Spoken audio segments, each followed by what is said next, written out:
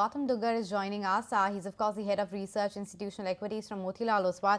Hi, Gautam. Good to be speaking with you. Thanks so much for making time and, talking to us today. To begin with, the earnings season has been subpar, and we're all talking about those ratios of upgrades to downgrades. You have done the absolute number crunching here. Talk to us about what's your key takeaway of the earnings season. And going forward, which are the sectors that you think are poised for further upgrades or earnings surprise, if at all? Hi, Anisha. Thanks for having me here.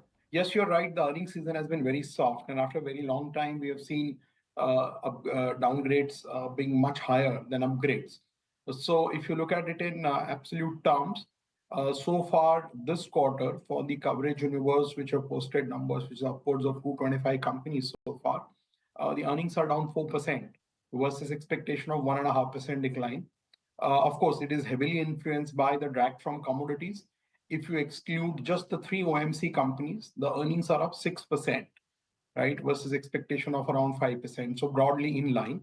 And if you go a step further and exclude all metals and oil and gas, which is basically all commodity companies, then for about 205 companies that we track out of the 226 that I mentioned at the beginning, if you exclude those 21 commodity companies, earnings are up close to 10%, which is in line.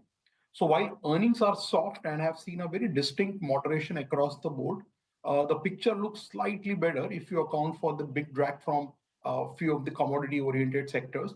For Nifty also, the earnings are flat. But more importantly, the internals of the earnings are very weak.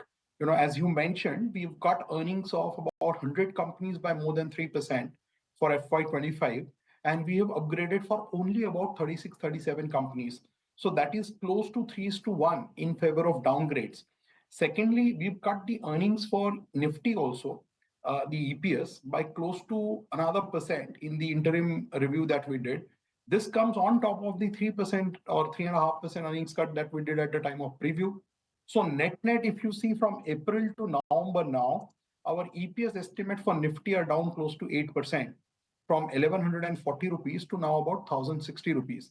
Which basically means that FY25 is going to be just a 5% earnings growth year, right? We are not used to single-digit earnings growth for the last 5 years now. Between FY20 to 24, every single year was a double-digit earnings growth year, and we've had a 21% earnings compounding between FY20 to 24.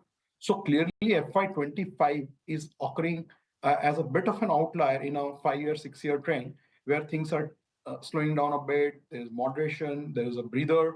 And of course, it's also a reflection of the government spending being down. First half, the government spending is flat. Capex spending is down 17%. So let's hope that second half, the government spending picks up, capex spending picks up. There's been a good monsoon. So consumption, which has been the weakest point in this earnings season, also revives a little bit because the Kharif crop should be good. So these are the things as we stand here. As regards your question on sectors, so in this quarter, we have seen very strong performance from PSU banks. In fact, they are the only component of our coverage universe where we have seen 6 out of the 6 PSU banks that we track have beaten our expectations. Apart from PSU banks, healthcare has been good. They've also met expectations. Real estate has been very good. And then IT has been in line. And you can say even consumer was in line, but very soft. It was very soft. We were expecting 3% growth. We got 0. So very few, happy pickings in this broad spectrum of sectors that we cover. Apart from PSU bank, healthcare, and real estate, very few sectors have posted a double-digit growth. If you like this video, then like, share, and subscribe to ET Now.